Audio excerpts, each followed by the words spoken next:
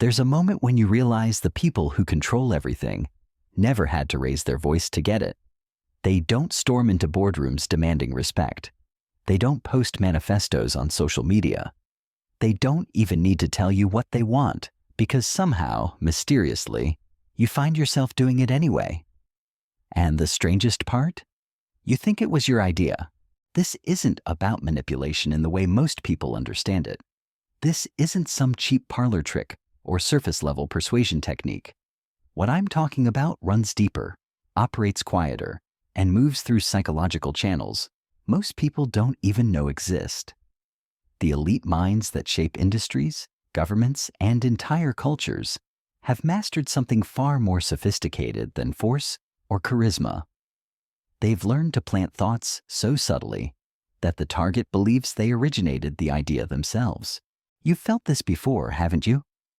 That strange pull toward certain people, certain ideas, certain decisions that seemed to emerge from nowhere. The way some individuals can shift the energy of an entire room without speaking. The way certain voices cut through noise and chaos with surgical precision. The way some people seem to operate on a frequency the rest of us can barely detect, yet somehow we're all tuned into it. Most people spend their lives reacting to these invisible forces without understanding what's happening to them. They make career changes, relationship decisions, and life choices thinking they're following their own compass, never realizing they're responding to psychological architecture built by minds that think 10 moves ahead. And here's what makes this truly disturbing. The most powerful influence happens when you're completely unaware it's occurring. The conventional wisdom tells us that influence comes from being louder, more aggressive, more visible. But that's amateur hour. That's the influence of the desperate, the insecure, the powerless trying to compensate with volume. Real influence, the kind that reshapes reality itself, operates in silence. It moves through suggestion rather than demand, through absence rather than presence, through questions rather than statements. Think about the people who've had the most profound impact on your thinking, your decisions, your entire trajectory. I'm willing to bet they weren't the ones shouting at you from stages or flooding your feed with content. They were the ones who said one thing that stuck, who asked one question that unraveled everything you thought you knew, who created one moment of silence that forced you to confront what you'd been avoiding. This is the domain of the psychological elite. They understand something that escapes most people entirely. The human mind doesn't resist what it believes it discovered on its own. We fight against imposed ideas, but we embrace revealed truths. We reject external pressure, but we surrender to internal revelation. And the masters of silent influence know exactly how to trigger that revelation, how to guide you to the conclusion they want you to reach, while making you feel like you arrived there through your own brilliant reasoning. But here's where it gets darker. Because once you understand how this works, you start seeing it everywhere, in the way certain news stories are framed to lead you toward specific conclusions, in the way products are positioned to make you feel like choosing them was inevitable, in the way relationships unfold where one person consistently gets their way without ever appearing to ask for it, in the way entire societies shift their values, their priorities, their fundamental beliefs through processes so gradual and subtle that each generation thinks they're thinking freely. The psychology behind this isn't theoretical. It's been studied, refined, and weaponized by people who understand that the most effective control is the kind the subject never recognizes as control. These aren't comic book villains twirling mustaches and announcing their evil plans. These are sophisticated operators who've learned to work with human psychology rather than against it, who've discovered that the path of least resistance isn't through confrontation, but through collaboration with the target's own mental processes. And the most unsettling part? They're not necessarily doing this with malicious intent. Some of them genuinely believe they're helping, guiding society toward better outcomes through their superior understanding of human nature. They see themselves as shepherds of human potential, subtle architects of progress. which might be even more dangerous than outright malice, because at least malice can be identified and resisted. What you're about to discover in this exploration will change how you see every interaction, every decision, every seemingly random thought that pops into your head. Because once you understand the mechanisms of silent influence, you can't unsee them. You'll start recognizing the invisible threads that connect your choices to forces you never knew existed. You'll begin to distinguish between your authentic thoughts and the ones that were carefully planted, cultivated, and harvested by minds that think in psychological algorithms. This isn't about becoming paranoid or cynical. It's about developing what I call psychological sovereignty, the ability to recognize when your mental processes are being influenced, guided, or outright hijacked by external forces. The capacity to distinguish between genuine insight and manufactured revelation. The skill to maintain your own psychological territory in a world where mental real estate is constantly under siege. The people who've mastered this dark psychology don't announce themselves. They don't write books about their methods or teach courses on their techniques. They operate in the spaces between words, in the pauses between thoughts, in the silence that follows questions you didn't know you needed to ask. They understand that true power doesn't need to justify itself, explain itself, or even reveal itself. It simply acts, and the world rearranges accordingly. But here's what they don't want you to know. Their methods aren't magic. They're not born with some supernatural ability to control minds. What they have is pattern recognition, emotional intelligence, and most importantly, the patience to play long-term games while everyone else is focused on immediate results. They've learned to read the psychological landscape the way a master chess player reads the board, seeing not just the current position, but all the positions that could emerge from it. And that's exactly what we're going to decode together. Not so you can become some manipulative puppet master, but so you can recognize when these techniques are being used on you. So you can understand the difference between genuine influence and psychological engineering. So you can maintain your autonomy in a world that profits from your surrender of it. Because here's the truth they're counting on you never realizing. The moment you understand their methods is the moment their power over you begins to dissolve. Awareness is the antidote to unconscious influence. Recognition is the first step towards psychological freedom. And once you see the matrix of silent influence that surrounds us all, you can never go back to being an unconscious participant in it. So prepare yourself for a journey into the shadows of human psychology, where the most powerful forces operate in whispers rather than shouts, where the greatest victories happen in minds that never knew a battle was being fought, and where the difference between influence and control is often nothing more than whether the target realizes what's happening to them. The elite minds aren't coming for your wallet or your vote. They're coming for something far more valuable, your capacity to think independently. And they're so good at it, you'll thank them for the privilege.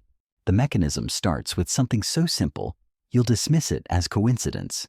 They'll drop a single word into conversation that doesn't quite belong, a phrase that sits just slightly off-center from what you expected to hear. Your conscious mind barely registers it, but your subconscious locks onto it like a heat-seeking missile. That word becomes a seed, planted in the fertile ground of your distracted attention, where it begins to grow without your permission. Watch how they do it. They'll be discussing quarterly projections and suddenly mention something about legacy. Not their legacy, not your legacy, just the concept floating there like smoke. 3 days later, you find yourself thinking about what kind of legacy you want to leave. A week after that, you're making decisions based on legacy considerations you never cared about before. And you think it was your own evolution of thought. This is linguistic programming at its most elegant. They're not telling you what to think. They're giving your mind the raw materials and letting your own psychological machinery assemble the thoughts for them. It's like providing someone with IKEA furniture parts and letting them believe they designed the final product because they put it together themselves. The truly sophisticated operators have mapped the neural pathways of decision-making with surgical precision.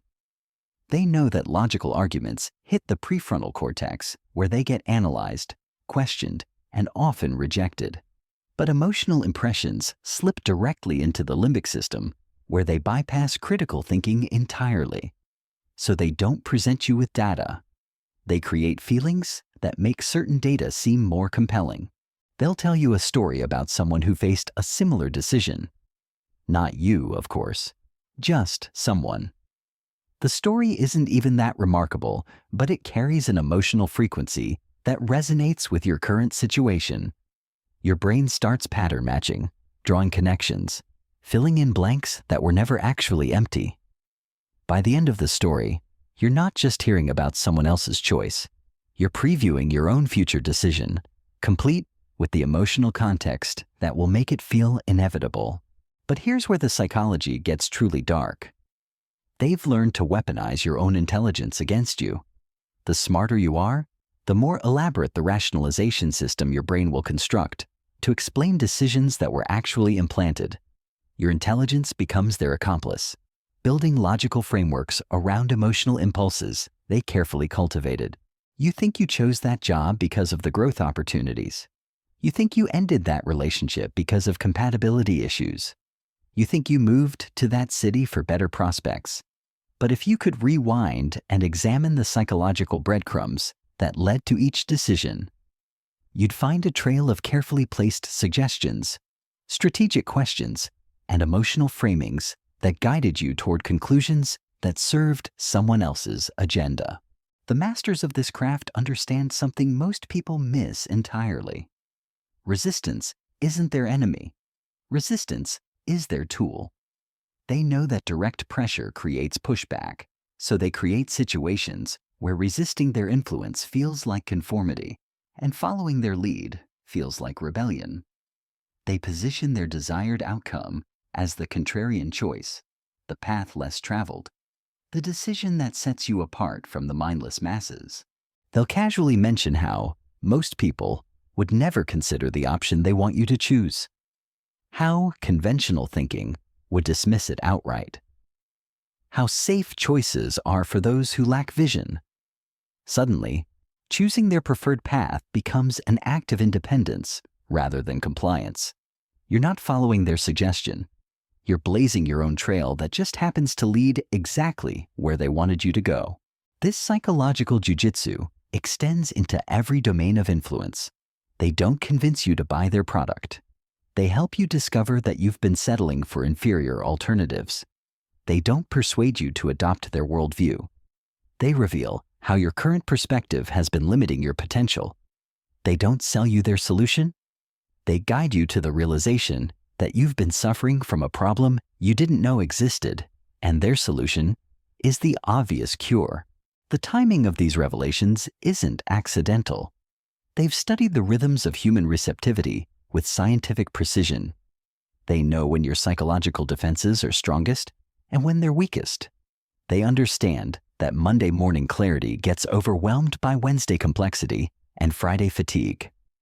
They recognize that big decisions made in small moments often reflect the influence of whoever managed to reach you in that moment of vulnerability. So they position themselves in your life during transition periods, decision points, moments of uncertainty, when your usual patterns are disrupted and your mind is searching for new frameworks. They don't force their way into these moments. They simply make themselves available, like a lighthouse that appears just when you realize you're lost at sea.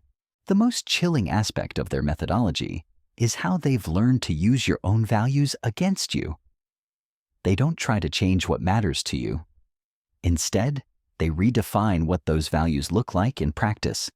If you value independence, they show you how your current choices are actually forms of hidden dependence. If you value authenticity, they reveal how your current persona is actually a performance for others' approval. If you value success, they expand your definition of what success really means. By the time they're finished, you haven't abandoned your core values. You've simply discovered that living those values requires different choices than you previously thought. Choices that align perfectly with their objectives.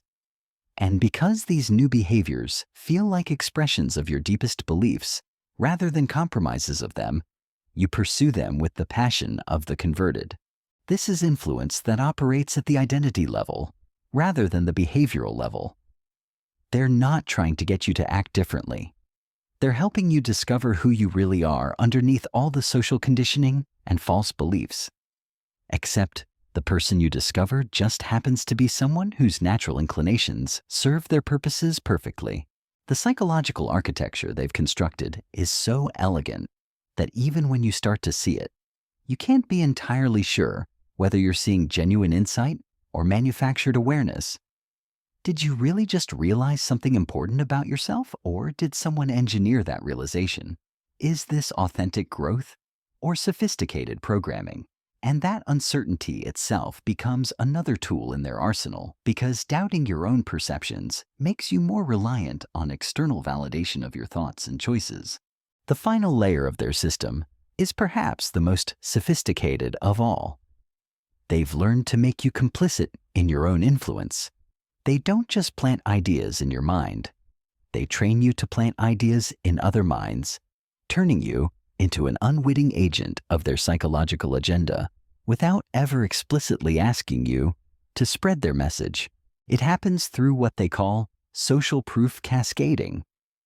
They'll share their perspective with you in a way that makes you feel like you've gained exclusive insight into how the world really works. The revelation feels so profound, so obviously true once you see it, that you naturally want to share this wisdom with others.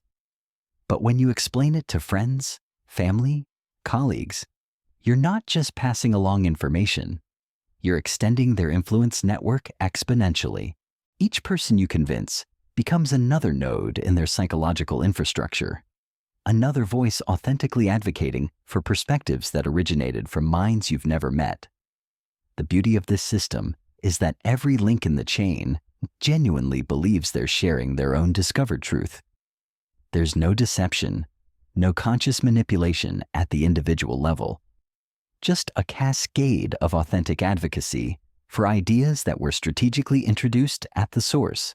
They've essentially created psychological viruses that spread through genuine conviction rather than conscious coordination. And the most insidious part is that the stronger your conviction, the more effectively you spread their influence. Your passion becomes their distribution system. Your authenticity becomes their credibility. Your relationships become their access points to minds they could never reach directly. But here's what breaks their entire system: awareness without reaction. The moment you can observe these processes without immediately trying to resist them or escape them, you develop what I call psychological immunity. Not because you become invulnerable to influence, but because you become conscious of it. And consciousness changes everything. When you can watch your own mind responding to planted suggestions, when you can feel the pull of manufactured desires, when you can recognize the difference between organic thoughts and imported ones, their methods lose their power over you. Not because the methods stop working, but because you stop being an unconscious participant in them. This doesn't mean becoming paranoid or suspicious of every thought. It means developing the capacity to pause between stimulus and response, to ask yourself whether this sudden insight or urgent desire or obvious conclusion is really coming from your authentic self, or from psychological architecture someone else built. The elite minds who've mastered silent influence depend on one crucial factor: your unconsciousness of the process. They need you to remain unaware that influence is happening at all. Because the moment you start watching your own mental processes with detached curiosity, their carefully constructed psychological landscapes become visible. And what's visible can be navigated consciously rather than stumbled through blindly. This is why they never teach these methods openly. Not because they're secret, but because awareness of them naturally creates resistance to them. A population that understands psychological influence is a population that can't be unconsciously controlled. They need the methods to remain invisible to function effectively. So the ultimate act of rebellion isn't trying to avoid influence entirely. That's impossible in a connected world. The rebellion is becoming conscious of influence as it happens. Watching your own mind respond to psychological pressure, feeling the pull of manufactured desires, recognizing when your thoughts are being guided rather than genuinely arising. Because once you can see the matrix of silent influence that surrounds us all, you can choose your response to it. You can decide which influences to allow, which to resist, and which to consciously collaborate with. You become a sovereign mind in a world designed to eliminate psychological sovereignty. The elite minds aren't inherently evil. They're simply operating with tools most people don't understand exist. But now you understand. Now you can see the invisible threads, feel the subtle pressures, recognize the planted seeds before they grow into decisions you think you made independently. Your mind is your most valuable possession. Guard it accordingly. Not through paranoia or isolation, but through awareness, discernment, and the quiet confidence that comes from knowing the difference between your authentic thoughts and the ones someone else hopes you'll adopt as your own. The game continues.